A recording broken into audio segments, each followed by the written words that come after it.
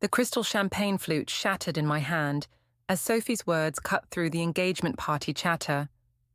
Blood trickled down my wrist, but the physical pain barely registered against the verbal assault. "You're nothing but a gold digger who manipulated my brother for his inheritance," Sophie spat, her designer dress as sharp as her tongue. "Everyone here needs to know what you really are. I'm Everly, and this was supposed to be the happiest night of my life." Instead, I stood frozen in the middle of the Blackwood family's grand ballroom, surrounded by 300 of Boston's elite, watching my perfect world crack like that champagne glass. Lucas, my fiancé, stood 3 steps away. Just 3 steps, but his silence stretched between us like an ocean. "Sophie, you're drunk," Margaret, my future mother-in-law, said with practiced calm. But I caught that slight curl of satisfaction at the corner of her mouth. She'd been waiting for this moment. "Tell them, Lucas," Sophie demanded, her mascara starting to run. "Tell them how she showed up right after Dad died, how she wormed her way into our lives when we were vulnerable." The room held its breath. Whispers rippled through the crowd like poison. I searched Lucas's face, waiting for him to defend me, to shut down his sister's accusations. He met my eyes, opened his mouth, then looked away. That's when I knew. "Lucas?" My voice cracked on his name. "Everly, it's complicated," he finally said, running his hand through his dark hair, his tell when he's conflicted. "Maybe we should discuss this privately." The diamond ring on my finger suddenly felt like it weighed 1,000 pounds. Blood dripped onto my ivory dress, spreading like a crimson flower. "Here, dear." Eleanor, Lucas's grandmother, appeared at my side with a napkin. Her weathered hands wrapped it around my cut palm with surprising strength. "Some wounds need time to show their true depth," she whispered, her eyes holding mine meaningfully. Jake, my best friend since college, materialized on my other side. "We're leaving," he stated firmly, his arm sliding protectively around my shoulders. "See?" Sophie's triumphant laugh echoed off the marble floors. "She's already got another man waiting in the wings." I wanted to scream, to defend myself, to expose whatever twisted game they were playing. But the words stuck in my throat like broken glass. "I trusted you," I managed to say to Lucas, my voice steadier than I felt. "I loved you." He took a step forward, reaching for me. "Everly, please, don't." The word came out sharp enough to make him flinch. I pulled the ring off my finger, ignoring the sting of my cut palm. The 5-carat diamond caught the chandelier light as I set it on a nearby table. "Keep your inheritance, and your lies." Margaret's perfectly composed face cracked for just a moment, revealing something dark underneath. Something that made my skin crawl. As Jake led me toward the exit, Eleanor's quiet words followed me. "The truth about Oliver's death will come out eventually." I stopped mid-step, turning back. "What about Oliver?" But Eleanor was already being led away by a concerned-looking Margaret, leaving me with more questions than answers. The cool night air hit my face as we stepped outside. Jake's car was waiting, his hand steady on my elbow as he helped me in. Through the tinted windows, I watched the Blackwood mansion grow smaller, its warm lights now seeming sinister rather than welcoming. "They're hiding something," I said, my voice hollow. "About Lucas's father's death, about everything." Jake glanced at me, his expression grim. "Want me to dig?" I looked down at my bandaged hand, at the blood starting to seep through the napkin. Something hard and cold settled in my chest, replacing the shock and pain. "Yes," I answered. "Dig deep. I want to know every secret they're keeping, every lie they've told." I pressed my palm until the cut stung sharply. "And then I want them to pay for what they've done." Eleanor's Victorian townhouse smelled of Earl Grey and old books, a comforting constant in my suddenly unstable world. 3 days after the engagement party disaster, I sat in her kitchen, watching steam rise from my untouched tea while my grandmother studied me with those piercing blue eyes. "You're not eating," she observed, sliding a plate of scones closer. "I'm not hungry." I traced the rim of my teacup, the cut on my palm still stinging. Lucas called again this morning, 17 times, and I let it go to voicemail, like the other 46 calls. Eleanor nodded, reaching for an old leather-bound photo album. Sometimes silence speaks louder than words. She opened it to a yellowed photograph of a younger version of herself standing beside a man I recognized as Oliver Blackwood, Lucas's father. Oliver was different from the rest of them, she said, her finger lingering on his image.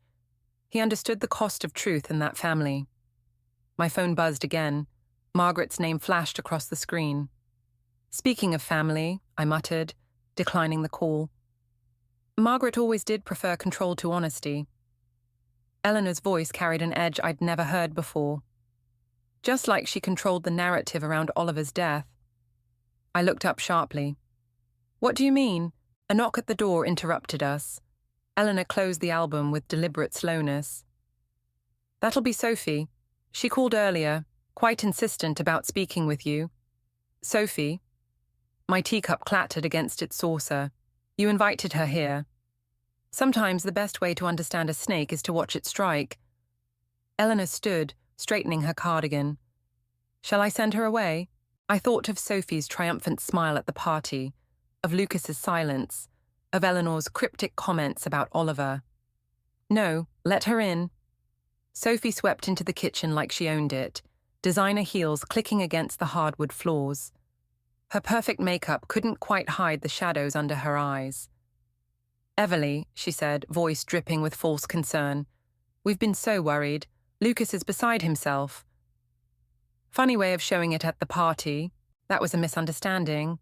Sophie perched on the edge of a chair, declining Eleanor's offer of tea. I was emotional. Things got out of hand. But there's something you need to know about the inheritance. The inheritance you accused me of manipulating Lucas for? Sophie's perfectly manicured fingers tightened around her purse. There are complications with Father's will, things that could affect everyone's future. If you'd just come back, talk to Mother, like she talked to Oliver before he died. The words slipped out before I could stop them. Sophie's face went white.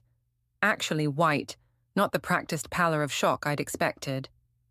What did you say? Eleanor set down her teacup with a sharp clink.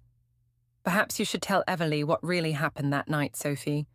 About the argument you overheard between your mother and father. I never said. Sophie stood abruptly, her chair scraping against the floor. This was a mistake. Clearly you're both determined to believe the worst.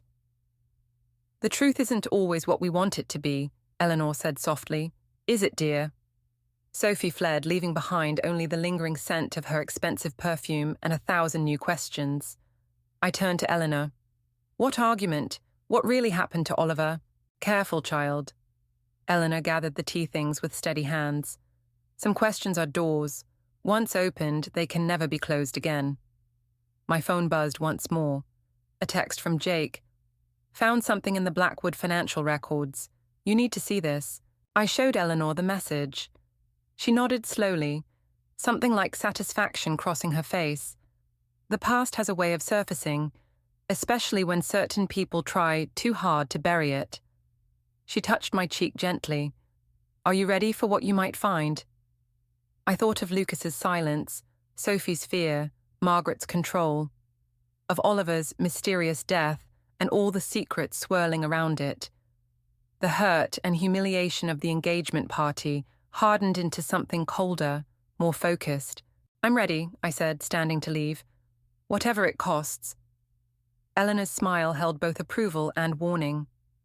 Then let the dead speak, my dear. They often have the most interesting stories to tell. I left her house with purpose in my steps, and Jake's text burning in my pocket like a lit fuse. The Blackwoods thought they could bury their secrets along with Oliver. They were about to learn how wrong they were. Jake's apartment looked like a war room. Financial documents and photographs covered his dining table, each piece a fragment of the puzzle we'd been assembling for the past week. My hands trembled as I held up the document he'd just shown me. This can't be right, I whispered, staring at Oliver Blackwood's signature. The date, this was signed the day before he died. It gets worse. Jake pulled up another document on his laptop. Look at the transfer records. $3 million moved through shell companies, all leading back to Margaret, 2 days after Oliver's death. The numbers blurred before my eyes. My phone buzzed. Lucas again. This time I answered. "We need to talk," he said, his voice rough. "Please." "I'm busy." "At Jake's?" The edge in his tone made me pause. "Mother mentioned she saw your car there. Again." "Of course she did." I met Jake's concerned gaze across the table. "Are you having me followed?" "What? No, Lucas stopped. "Just come home. We can fix this." "Fix what exactly?" The paper crinkled in my tightening grip. "The fact that your sister humiliated me, that you stood there and let her. Or maybe we should discuss the $3 million your mother moved right after your father died." Silence crackled across the line. "How did you—" "Goodbye, Lucas." I hung up, but not before hearing Margaret's voice in the background. My hands were shaking harder now. "You okay?" Jake asked, reaching for my shoulder. The door burst open. Sophie stood there, mascara smeared, clutching her designer purse like a shield. "How dare you?" she snarled, stalking toward me. "Going through private family documents. Breaking into our accounts." Jake stepped between us. "This is private property. Leave." "Or what?" Sophie's laugh held a note of hysteria. "You'll add breaking and entering to your list of crimes. I know all about your past, Jake. The fraud charges that mysteriously disappeared." "Sophie," I warned, but she was on a roll. "Did you tell Everly about that? About how you nearly went to prison before Daddy Dearest paid it all to go away?" Her smile turned cruel. "Oh, wait, you didn't know that part, did you, Everly? That Oliver helped Jake, just like he helped you after your parents died." The room tilted. "What are you talking about?" "Why do you think he was at the bank that day?" Sophie's voice cracked. "The day he died, he was transferring money to a trust. For you." Jake grabbed my arm as I swayed. "She's lying." "Am I?" Sophie pulled out her phone, fingers flying across the screen. "Mother tried to stop him, said you were manipulating him, just like you manipulated Lucas. When that didn't work..." She thrust the phone at me. A photo filled the screen. Oliver in his office arguing with Margaret. The timestamp showed it was the day before his death. "I recorded them," Sophie whispered, something broken in her voice. "I didn't mean to, I always recorded things back then. Their fights, the threats. Mother saying she'd rather see him dead than watch him destroy everything she'd built."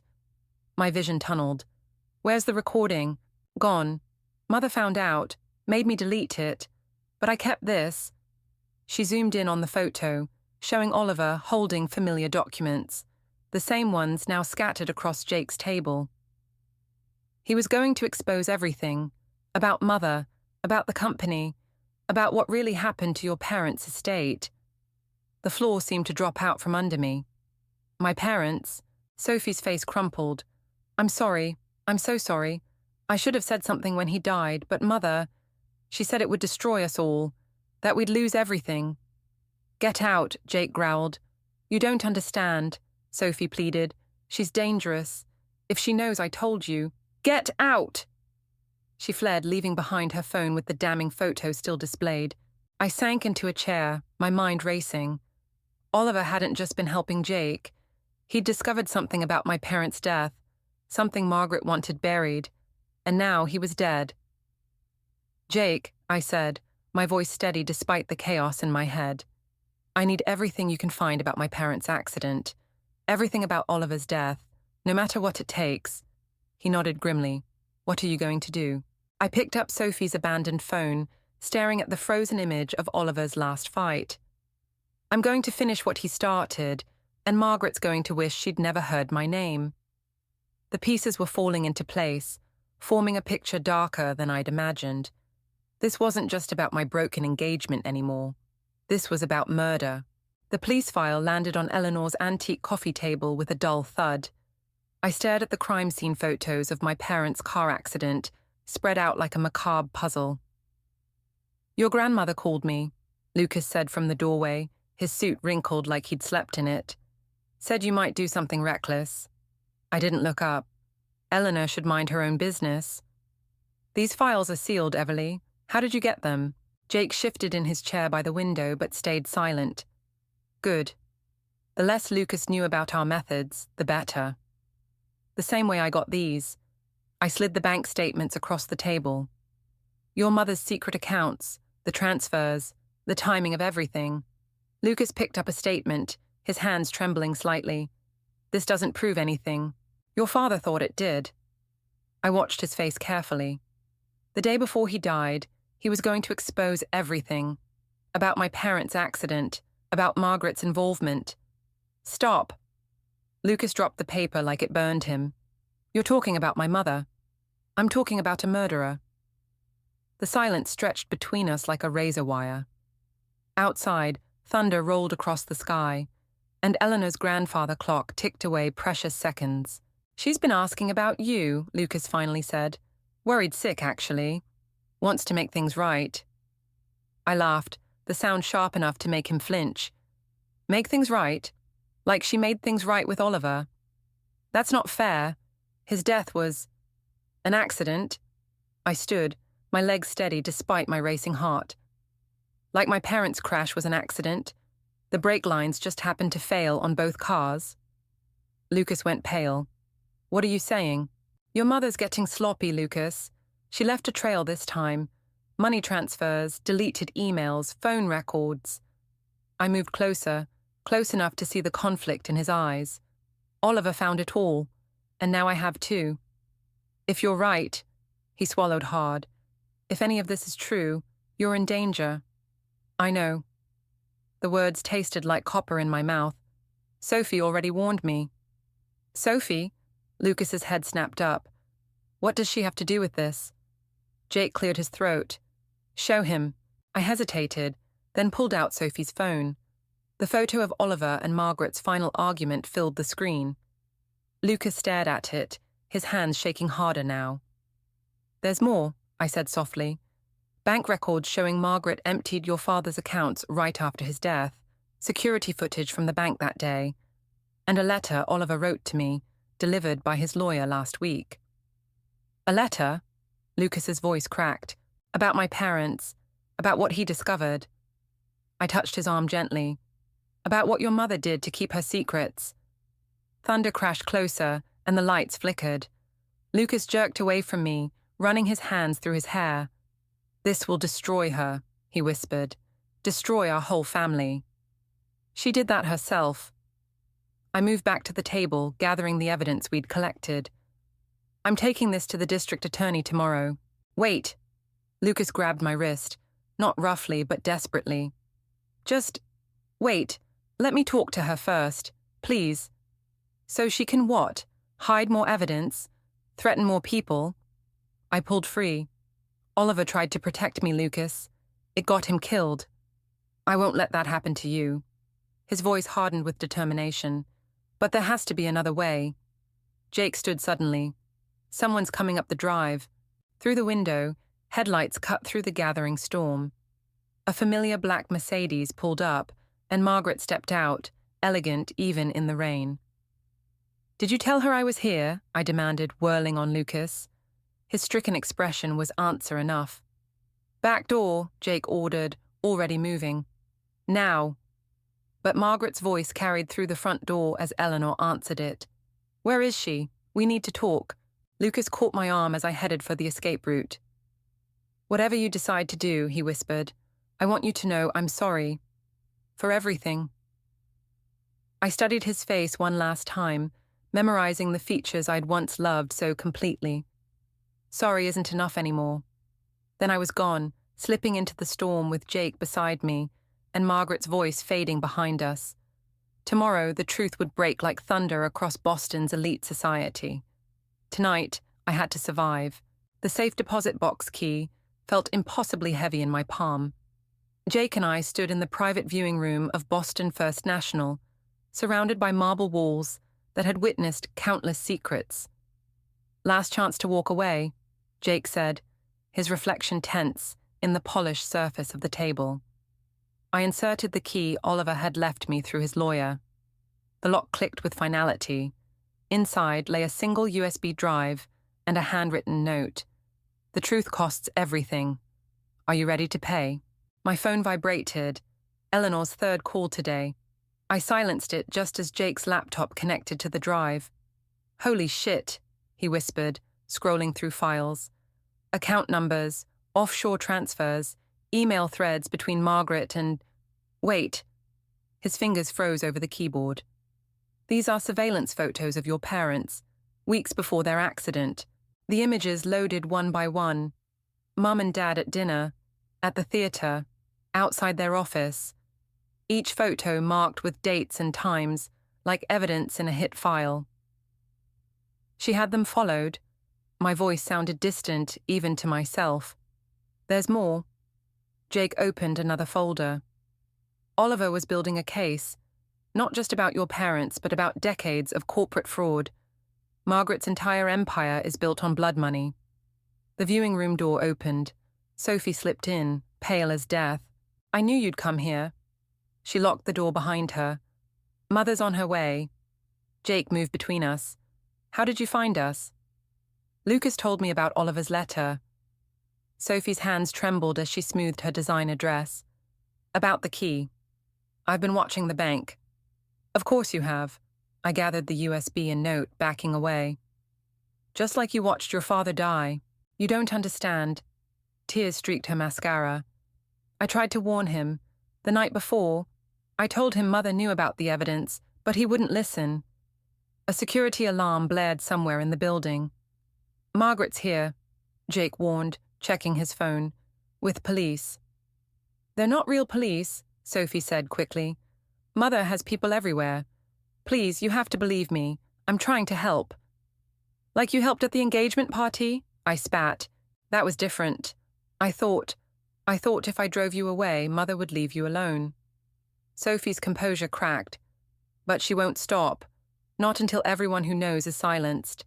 Just like Oliver." Footsteps echoed in the hallway. "Back exit," Jake urged, packing his laptop. "Through the employee area. Now. Wait." Sophie grabbed my arm. "Take this." She pressed a small recorder into my hand. "It's not the original from that night, but I made a copy of everything. Mother doesn't know." The footsteps grew closer. "Why?" I demanded. "Why help me now?" "Because I watched my father die trying to protect you." Sophie's eyes met mine, clear and desperate. "Don't let it be for nothing." The door handle rattled. "Miss Blackwood," a man's voice called. "Boston PD, we need you to open the door." Jake grabbed my elbow, pulling me toward the back exit. But I hesitated, studying Sophie's face. "If you're lying..." "I'll handle Mother," she interrupted. "Buy you time." "But Everly?" Her voice cracked. "When you use that recording, remember I helped. Please." The door shuddered under impact. "Go," Sophie commanded, turning to face it. "I'll tell them you were never here." Jake and I slipped through the employee exit as the main door burst open. Margaret's voice carried through the walls, sharp with authority. Sophie's answering protests sounded convincingly outraged. We emerged into the afternoon sun, blending into the crowd of business lunch crowds. "Think she's telling the truth?" Jake asked as we walked briskly toward his car. I clutched the recorder, feeling its weight like a loaded gun. "About helping us, maybe. About her motives." I shook my head. Sophie's playing her own game, just like Margaret taught her. "Speaking of games," Jake nodded toward a black sedan pulling up alongside us. "We've got company." Lucas stepped out, his face grave. "Everly, stop. Whatever you're planning, there are things you don't know." "You mean like how your mother had my parents murdered?" The words tasted like acid. "Or how she killed your father to cover it up?" His flinch told me everything. "You knew," I realized, the final betrayal clicking into place. "This whole time, you knew." "I can explain."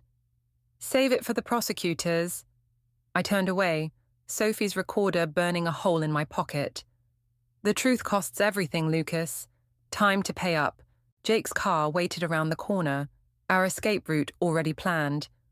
Behind us, Lucas called my name, his voice breaking. I didn't look back. Some bridges aren't meant to be crossed twice. Tomorrow, Boston's elite would learn exactly how much their secrets cost, and Margaret would finally face the bills she'd been dodging for decades. The Blackwood family's annual charity gala buzzed with Boston's elite, none of them aware they were about to witness their own destruction. I adjusted my midnight blue gown, Oliver's USB drive secure in my clutch, Sophie's recorder ready to play through the ballroom's sound system. "Security's in position," Jake murmured through my earpiece. But Margaret's brought her own team. I spotted them easily, 2 alert men in tuxedos, watching everything but the charity auction. My hand trembled slightly as I raised a champagne flute, remembering the last time I'd held one at my engagement party. Eleanor appeared beside me, her silver hair elegant against her black dress. "There's something you need to know before—" "Not now." I watched Margaret work the crowd, her crimson dress like spilled blood against the white marble. "Everything's in place. Oliver wouldn't want—" "Oliver's dead." The words came out sharper than intended. "And soon everyone will know why." Lucas approached through the crowd, his face drawn. "Can we talk? Please?" "The time for talking ended when you chose your mother over the truth." "Did I?" He grabbed my arm, pulling me behind a marble column. "Or did you choose revenge over understanding why I had to protect my family?" "Protect them?" I yanked free. "Like you protected your father?" Pain flashed across his features. "You don't know everything." "But they're about to." I nodded toward the stage where the charity director was wrapping up his speech. Lucas's eyes widened. "Don't do this. Not here." "Why not? It's perfect." My smile felt brittle. All your mother's carefully cultivated connections, watching her fall. "Jake's been compromised." Eleanor's urgent whisper cut through my earpiece. Margaret's men. Static burst through the connection. Across the room, I saw Jake being escorted out, his face tight with warning. "Looking for this?" Margaret's voice behind me, smooth as poison. She held up a familiar USB drive. "Or perhaps this?" Sophie's recorder dangled from her other hand. My clutch was empty. When had she— "Did you really think Sophie was helping you?" Margaret's laugh drew curious glances. "My daughter knows exactly where her loyalty belongs." Sophie emerged from the crowd, her face a mask of regret. "I'm sorry, Everly, but family is everything." "You're right." I squared my shoulders. "Family is everything. That's why I'm going to destroy yours, like you destroyed mine." "With what evidence?" Margaret stepped closer. "Your parents' accident was tragic, but that's all it was. And Oliver— well, grief makes people do desperate things." "Mother," Lucas warned, but she waved him off. "You should have taken the hint at the engagement party, dear." Margaret's smile never reached her eyes. "Some families aren't meant to be joined." I reached for my phone, my backup plan, but it was dead. Of course it was. "Your grandmother taught you well," Margaret continued, "about patience, about planning, about revenge." She glanced at Eleanor. "Didn't you, Eleanor? Tell her how well revenge worked for you 20 years ago." The room tilted slightly. "What?" "Ask her about the night my husband really died." Margaret's voice dropped to a whisper. "Ask her why she helped him set up the trust for you. Ask her what she did to protect her own secrets." Eleanor's face had gone ashen. "Margaret, don't—" "The truth costs everything," Margaret quoted Oliver's note. "Are you ready to pay, Everly? All of it, even the parts that destroy the last person you trust?" The charity director was calling for attention. My moment of revenge slipping away with each second. "Everly." Lucas touched my shoulder gently. "Let me help you understand. About everything." But I was already backing away, the weight of failure crushing my chest. Jake gone, evidence destroyed, Sophie's betrayal complete, and Eleanor— "The car is waiting," Margaret said to Lucas. "Take her home. Help her understand that some secrets are better left buried." I fled through the crowd, their curious whispers following me like ghosts. Outside, the cold air hit my lungs like knives. Everything I'd planned, everything I'd prepared for, destroyed in minutes by the woman who'd orchestrated my parents' death. And somewhere in the tangle of lies and betrayal, Eleanor held the key to it all. The grandmother I'd trusted, the one person I thought was on my side, had her own dark connection to Oliver's death. The truth cost everything, his note had said. I just hadn't realized everything included the last shred of faith I had left. Jake's text came at midnight. Safe. Meet at Oliver's lake house. Bring Eleanor. The drive north felt endless, Eleanor silent beside me as rain pelted the windshield. When we finally pulled up to Oliver's secluded retreat, I saw 3 cars already parked outside. Jake's, Lucas's, and Margaret's sleek Mercedes. Before we go in, Eleanor touched my arm. Remember what Oliver always said about revenge? That it costs everything. I yanked my arm free. Or that some secrets are worth dying for. Which version were you part of, Eleanor? She flinched but said nothing as we entered the house. They were all there, Margaret standing by the fireplace, Sophie curled in an armchair, Lucas pacing by the windows. Jake sat at Oliver's desk, his laptop open, looking exhausted but triumphant. Show them, he said. I pulled out my phone, playing the video I'd received an hour ago. Oliver's face filled the screen. A video confession recorded the day before his death. If you're watching this, his recorded voice echoed through the room. Margaret has finally overplayed her hand. Margaret's composure cracked. Turn it off. The evidence is in a safety deposit box, Oliver continued. About the corporate fraud, about Charles and Diana Morrison's deaths, Everly's parents, about Eleanor's involvement in... Enough! Margaret lunged for my phone, but Lucas caught her arm. Let it play, Mother. Eleanor came to me first, Oliver's confession continued. About Margaret's plan to arrange an accident for Charles and Diana. Their company was about to expose Blackwood Industries' illegal dealings. Eleanor chose to warn them, but it was too late. Margaret had already set things in motion. Sophie made a small, broken sound. I kept my eyes on Margaret's face as Oliver's words stripped away her carefully constructed facade. The night I confronted Margaret, the recording continued, Eleanor was there. She tried to stop what happened next.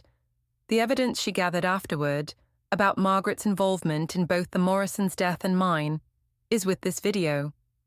Eleanor's testimony is her penance for not acting sooner. The video ended. Silence filled the room like smoke. Everything's already sent to the district attorney, Jake said quietly. And the press. Margaret's laugh held an edge of hysteria. You think this changes anything? Money talks louder than dead men's accusations. Not this time. Eleanor stood straighter, suddenly looking less frail. I've spent 20 years gathering evidence, Margaret. Every transaction, every threat, every death you orchestrated while building your empire. Why now? Lucas's voice cracked. After all this time, why help Everly now? Because I failed her parents. Eleanor's eyes met mine. And I failed Oliver when he tried to make it right. I won't fail again. Margaret moved with surprising speed, grabbing a poker from the fireplace. You sanctimonious bitch. You're no better than me. You watched them die too. Mother, don't, Sophie screamed.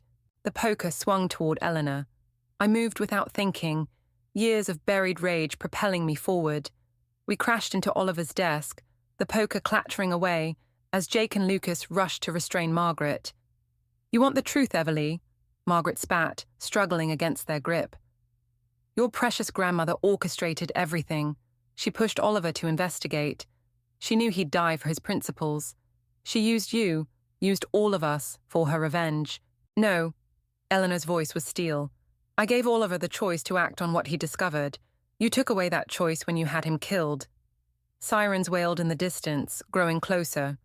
It's over, Margaret, Jake said, nodding toward his laptop. The confession's gone viral. Your empire's falling as we speak. Margaret sagged in Lucas's grip, her mask finally shattering completely. Everything I built, everything I protected, was built on corpses, I finished, including my parents, including Oliver. The police burst in, filling the room with chaos and official voices. As they led Margaret away, she looked back once, her eyes meeting mine with a mixture of hatred and something like respect. Sophie followed silently, handcuffed and broken. Lucas stood by the window, watching his family's destruction with empty eyes. "I know you can never forgive me," Eleanor said softly beside me, "but everything I did was to bring you justice." I watched Margaret's Mercedes disappear into the rain, taking with it decades of secrets and lies. Justice and revenge look awfully similar in this family, don't they? The truth had cost everything, just as Oliver warned, but as I stood in his house, surrounded by the wreckage of two families destroyed by secrets, I wondered if the price had been worth it after all. The courthouse steps felt colder than they should in September. I watched Margaret and Sophie being led away in handcuffs, their designer clothes replaced by prison orange. The media frenzy had already begun, headlines screaming about the Blackwood Empire's collapse and decades of corporate murder finally exposed. Lucas stood across the street, our eyes meeting briefly before he turned away. He'd testified against his mother, his voice steady as he detailed everything he'd witnessed, but been too afraid to stop. Now he was leaving Boston, walking away from both his family's legacy and whatever remained of us. "Ready?" Jake appeared beside me, offering a familiar envelope. Inside was Oliver's letter, the real one, not the copy Margaret had stolen. His last words to me, explaining everything he'd discovered about my parents' deaths, about Eleanor's role in uncovering the truth, about his own fatal choice to stand against Margaret's corruption. "The trust fund is active," Jake continued. "Oliver made sure Margaret couldn't touch it. You've got your parents' company back, plus controlling interest in Blackwood Industries. Funny, I traced Oliver's signature. I thought revenge would feel different. Different how? More satisfying, less..." I searched for the word. Empty. Eleanor waited by her car, looking smaller somehow without the weight of her secrets. She'd refused a deal from the DA, insisting on taking responsibility for her part in the decades of silence that enabled Margaret's crimes. "I've been thinking about what Oliver wrote," I said, walking toward her, "about how revenge and justice aren't the same thing." "They rarely are." Eleanor's smile held a lifetime of regret. "I learned that too late. But you still helped me destroy them." "I helped you find the truth." She touched my cheek gently. "What you did with it was your choice." Sophie's last words in court echoed in my mind. We're all prisoners of our choices, even the ones we think are right. I pulled out the second envelope Jake had given me. Eleanor's confession, not yet submitted to the DA. My grandmother watched, understanding dawning in her eyes. "You're not going to prison," I said quietly. "Your testimony brought Margaret down. That's enough." "Everly." "Oliver wrote that forgiveness isn't about forgetting." The paper crinkled in my grip. "It's about choosing to break the cycle." I struck a match, watching her confession burn to ash on the courthouse steps. Eleanor's tears fell silently. "I don't forgive you," I clarified. "Not yet. Maybe not ever. But I understand why you waited so long to act. Fear makes prisoners of us all." Behind us, reporters shouted questions about Margaret's empire, about the victims, about what would happen to Blackwood Industries now. Jake fielded them expertly, giving me time to make one last choice. I walked to where Lucas stood by his car. "I loved you," I said simply. "But we were both lying to ourselves about who we really were." "I know." He didn't try to touch me, didn't offer excuses. "For what it's worth, I'm sorry I wasn't stronger. We all have our breaking points." I handed him an envelope, transfer papers for his share of the company. "Find yours somewhere far from here." He took it wordlessly, understanding the gift and the goodbye it represented. The autumn wind picked up as I walked away, carrying the last traces of Eleanor's burning confession. My phone buzzed with news alerts about Margaret's conviction, about Sophie's plea deal, about the restructuring of Blackwood Industries under new leadership. Jake fell into step beside me. "Where to now?" I thought about Oliver's words about choices and consequences, about Eleanor's decades-long wait for justice, about the fine line between revenge and redemption. My parents' old office, I decided. There's work to do. "Rebuilding's harder than revenge," he warned. Good. I felt the weight of both families' legacies settling on my shoulders, not crushing me, but strengthening my resolve. Maybe that's the point. The media circus faded behind us as we walked away from the courthouse.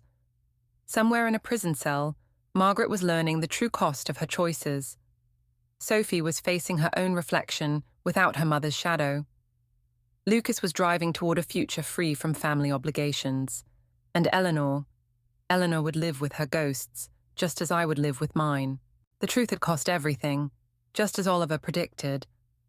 But standing in the ashes of two destroyed families, I finally understood. The price of revenge wasn't in the paying, but in what you chose to build from the ruins it left behind.